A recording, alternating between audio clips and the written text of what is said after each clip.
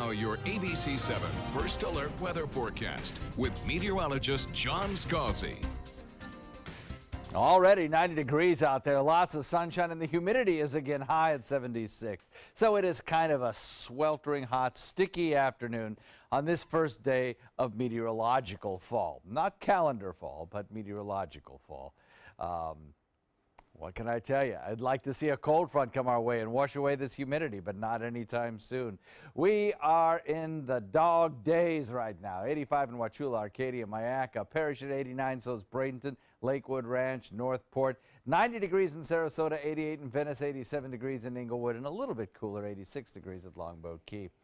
Harvey's opened up now into just a large mass of showers, no longer having tropical characteristics, but still having a lot of rainfall for the Ohio Valley.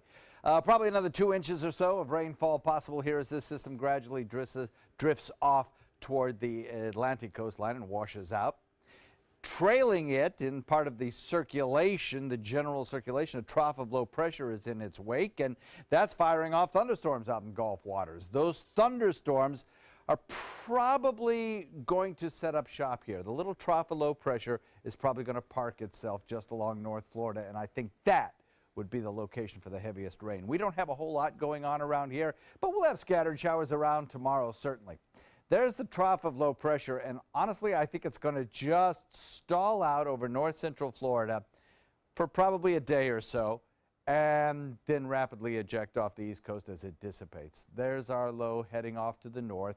No problem for anyone. We get lots of multiple showers and thunderstorms around tomorrow. Some of them could be pretty heavy, mostly to the north of us, but allow for the chance of some heavier rainfall around here. The thing is, we're looking at scattered showers, and the showers that we do get will have pretty good forward speed, and I don't think we'll see that training situation, so nowhere near the kind of rainfall totals that we had last week. Scattered afternoon storms, more rain tomorrow than today.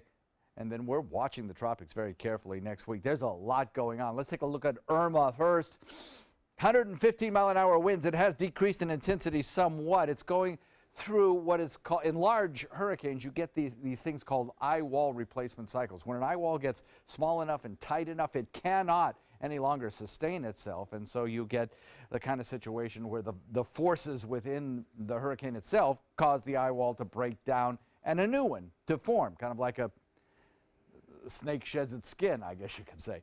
And that new eye wall is usually a little bit larger, but signals intensification of the storm. So even though it's kind of decreased in intensity now, that could be a short-lived effect. Plus, it's in some dry air, it's in some not-so-warm waters. Eventually, it starts to strengthen again. It is forecast just north of the Leeward Islands.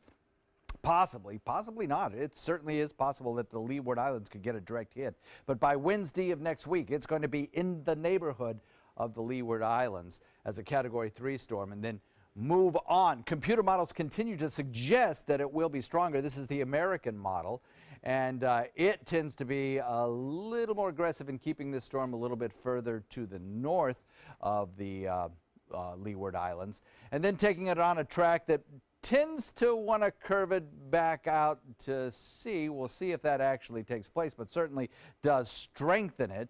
And the European model, which is one that the Hurricane Center is kind of leaning towards, does show this system getting closer to the Leeward Islands, so obviously that would be a bad situation. The good news is it's a tight, compact hurricane.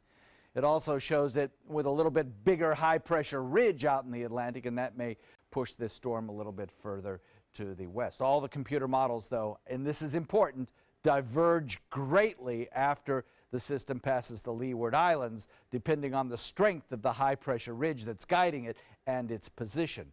So there's no way we can say that we are either in the woods or out of the woods on this one. What we have to do is monitor it and watch it as we head into next work week. Chance of showers tomorrow about 50%, Scott.